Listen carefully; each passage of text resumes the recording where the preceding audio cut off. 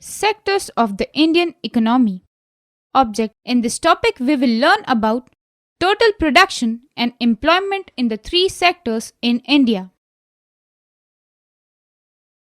Graph 1 shows the production of goods and services in the three sectors. This is shown for 2 years, 1973 and 2003. You can see how the total production has grown over the 30 years.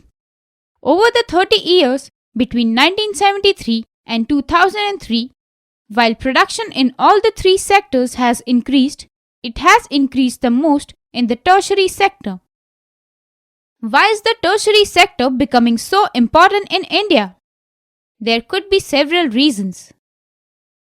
First, in any country, several services such as hospitals, educational institutions, post and telegraph services, police stations, courts, village administrative offices, municipal corporation, defense, transport, banks, insurance companies, etc. are required.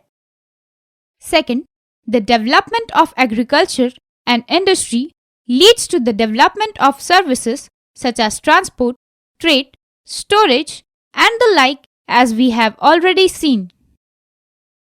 Third, as income levels rise, certain sections of people start demanding many more services like eating out, tourism, shopping, private hospitals, private schools, professional training, etc. Over the past decade or so, certain new services, such as those based on information and communication technology, have become important and essential. Graph 2 presents percentage share of the three sectors in GDP. Now you can directly see the changing importance of the sectors over the 30 years.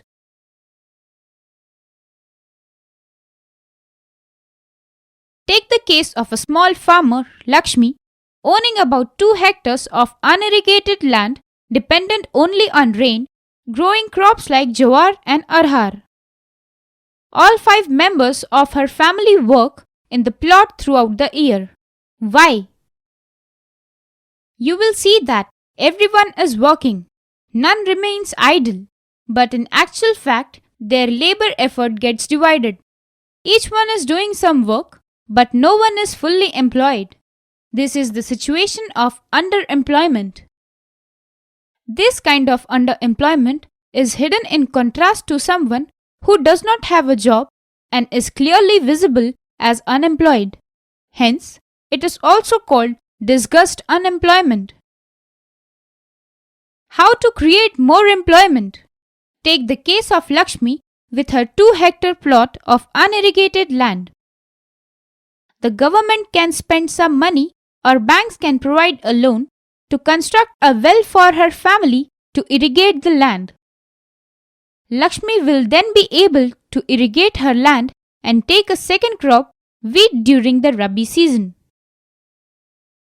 Let us suppose that 1 hectare of wheat can provide employment to 2 people for 50 days, including sowing, watering, fertilizer application, and harvesting. So, 2 more members of the family can be employed in her own field.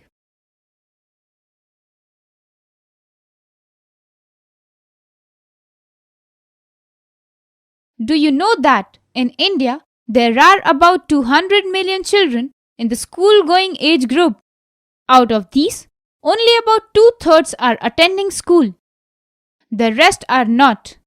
They may be at home, or many of them may be working as a child laborers.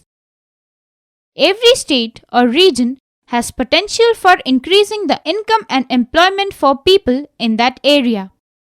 It could be tourism, or regional craft industry, or new services like IT. The central government in India recently made a law implementing the right to work in 200 districts of India. It is called National Rural Employment Guarantee Act 2005, that is NREGA 2005. Under NREGA 2005, all those who are able to and in need of work are guaranteed 100 days of employment in a year by the government. If the government fails in its duty to provide employment, it will give unemployment allowances to the people.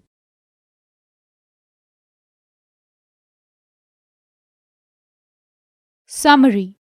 In this chapter, we have looked at ways of classifying economic activities into some meaningful groups.